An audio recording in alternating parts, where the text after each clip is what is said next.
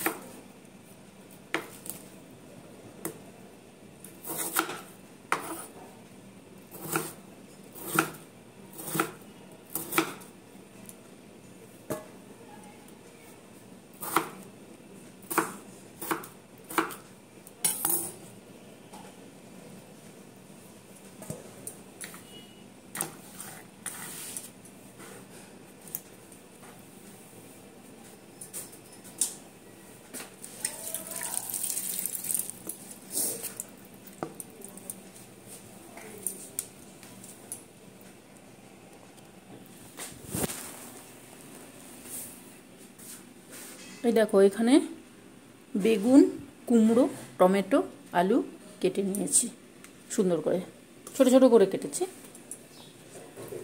আর পালং শাক তো বললাম আগে থেকে কেটে রেখেছি। চলো এগুলোকে গোছাই, তারপরে আবার আসছি।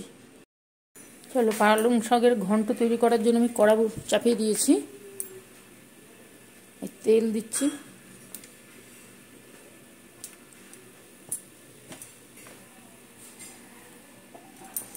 এইবারে এই যে এখানে বিউলির ডালের বড়িগুলো রেখেছি, ওগুলোকে ভেজে নেব।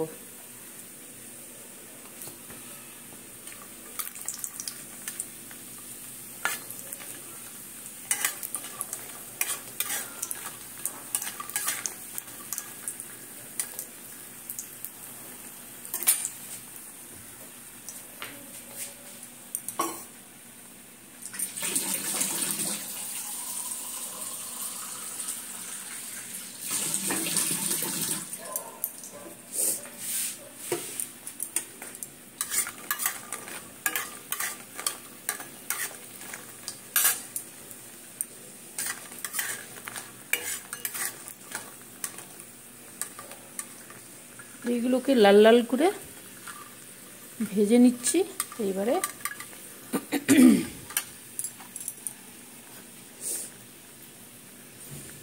জিরে আর 5 ফোড়ন দিয়ে দিচ্ছি।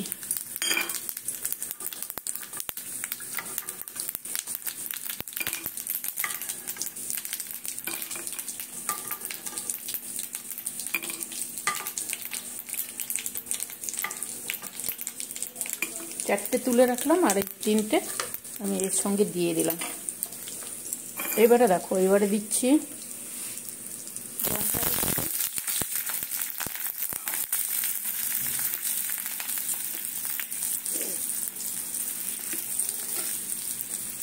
লঙ্কার পরে বেগুন দিচ্ছি।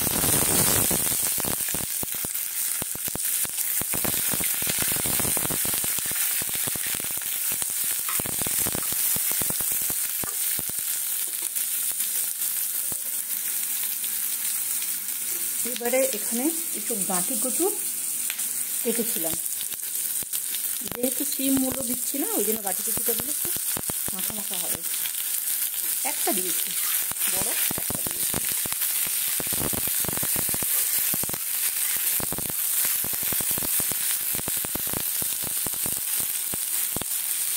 তারপরে দেবো আলু।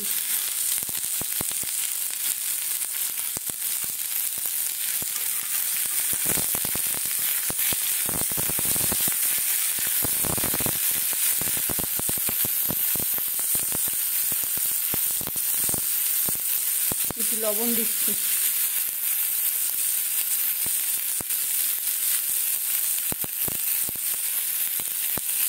এইটুকুতেই হয়ে যাবে। হলুদ,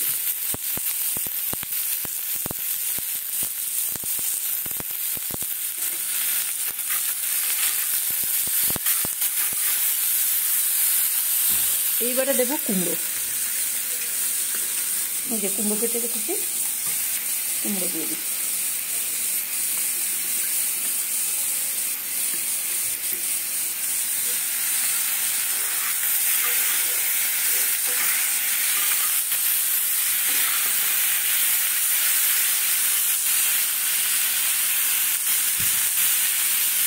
উপর থেকে টমেটোটা দিলাম। এইবারে ঢাকনা দেব, তো ভাপে হোক। আর এই পাশে আমার ভাত হয়ে গেছে, জল বসানো আছে, এই গরম জলটাই দেব যেমন দিই আমি।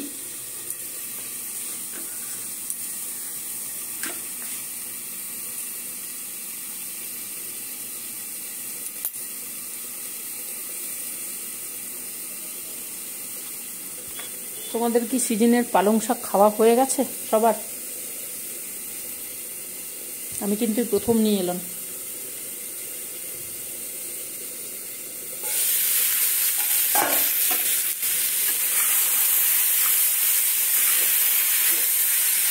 এইভাবে এগুলোকে সুন্দর করে একটু কষিয়ে নেব।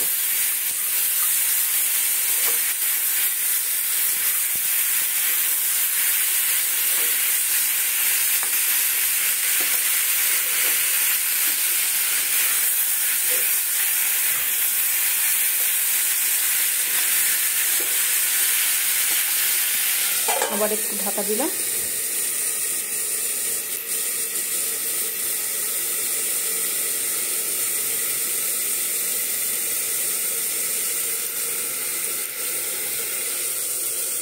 পড়ে যাচ্ছে কেন?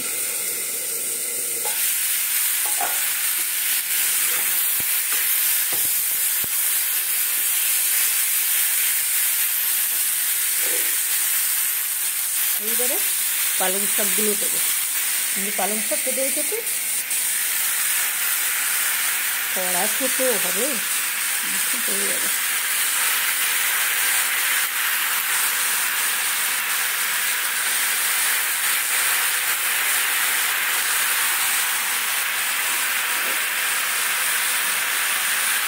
এই পালং শাকটা দিয়ে দিলাম।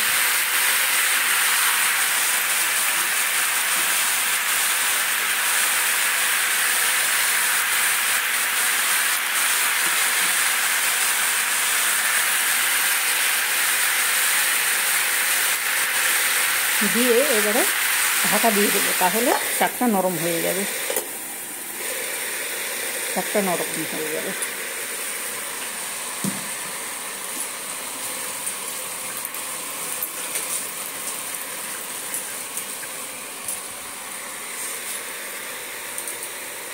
শাকটা নরম হতে থাক। আমার ভাত হয়ে গেছে, একটু নামিয়ে এবারে হয়ে গেছে 10-15 মিনিট, 10 মিনিট তো হয়ে গেছে ভাপ। এই দেখো শাকটা কি সুন্দর নরম হয়ে গেছে, দেখছো? ভাবছিলাম হবে না এইটুকু করাতে, কিন্তু হয়ে গেছে। শাকটা নরম হয়ে যায় তো, হয়ে গেছে।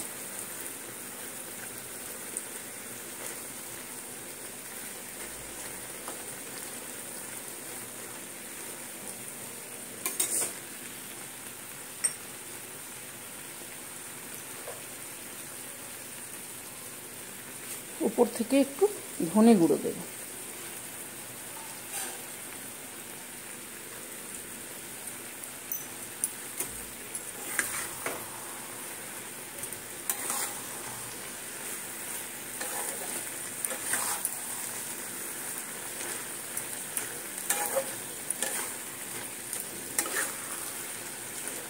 এইভাবে উল্টে পাল্টে দিতে হবে, তাহলে শাকগুলো নিচে যাবে, সবজিগুলো উপরে আসবে, এইভাবে সেদ্ধ হয়ে যাবে, সুন্দর সেদ্ধ হয়ে যাবে।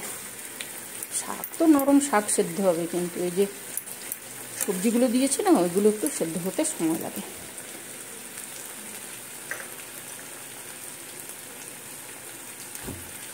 এবারে উপর থেকে একটু অল্প চিনি দেব টেস্ট আনার জন্য।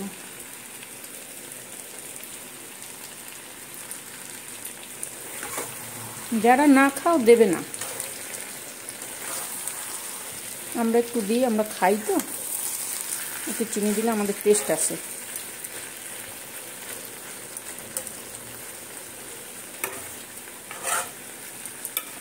এটা এই যে গরম জলটা করে রেখেছিলাম ভাতের ওপরে, এই জলটা একটু দেব, বেশি দেব না, বেশি দিলে সবজি সেদ্ধ হতে যতটুকু লাগে। চলো এবারে এটা ফুটতে থাকুক, আরও 10 মিনিট মতন ফুটবে, তারপরে হয়ে যাবে। 10 মিনিট হয়ে গেছে, দেখো 10 মিনিট পরে আমি তরকারিটাকে ঢাকনা খুললাম, দেখো সুন্দর হয়ে গেছে।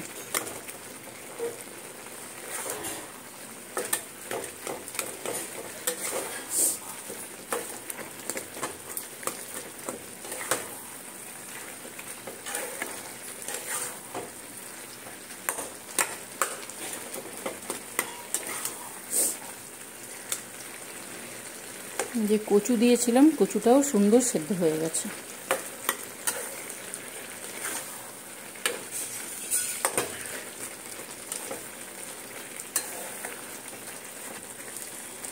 এইভাবে খুন্তি দিয়ে একটু চেপে চুপে দিতে হবে, তাহলে কি হবে বলো তো, এই যে আলু আর কচুগুলো আছে না, এইগুলো গায়ে গায়ে হয়ে যাবে, শাকটা খেতে সুন্দর লাগবে।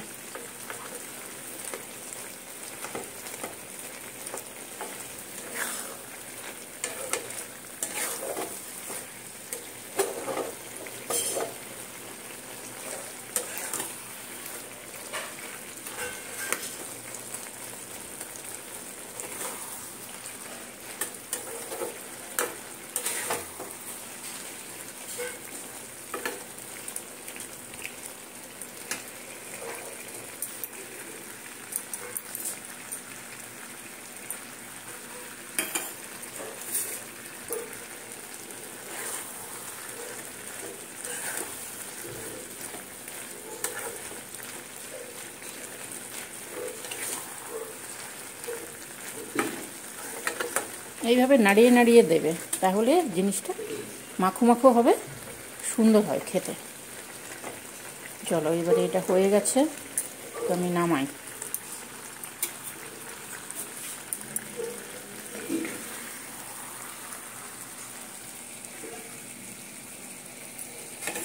দেখেছো কি সুন্দর হয়েছে, খুন্তি দিয়ে ওইভাবে একটু নাড়িয়ে নাড়িয়ে দিতে হবে।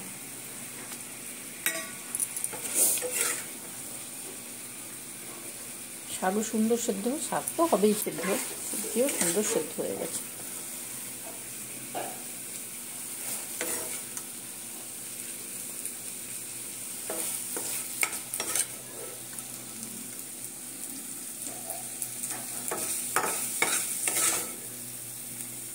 তোমরা কেমন করো আমাকে একটু বলো, কমেন্ট করে একটু বলো কেমন হয়, তাহলে আমি ওইভাবে ট্রাই করব। আমরা এইভাবে খাই।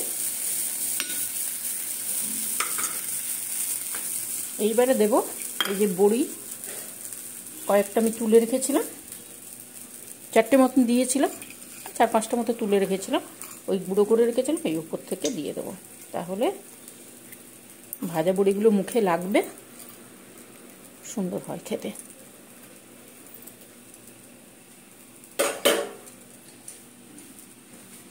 পালং শাকের ঘন্ট রেডি। যদি কেউ খেতে চাও তাহলে আসতে হবে আমার কাছে, আর না হলে আমি যেমন করলাম ওরকম করে খেতে হবে। আর তোমরা কেমন করো আমাকে একটু জানাবে কমেন্ট করে, আর যদি ভালো লাগে তাহলে শেয়ার করতেও পারো বন্ধুদের মধ্যে। আর যা বলি, একটা লাইক করবে, একটু সাবস্ক্রাইব করবে, সঙ্গে থাকবে, তাহলে আজকে পালং শাকের ঘন্ট গরম ভাত দিয়ে সুন্দর খাওয়া হয়ে যাবে। চলো আজকের মতন তাহলে টাটা।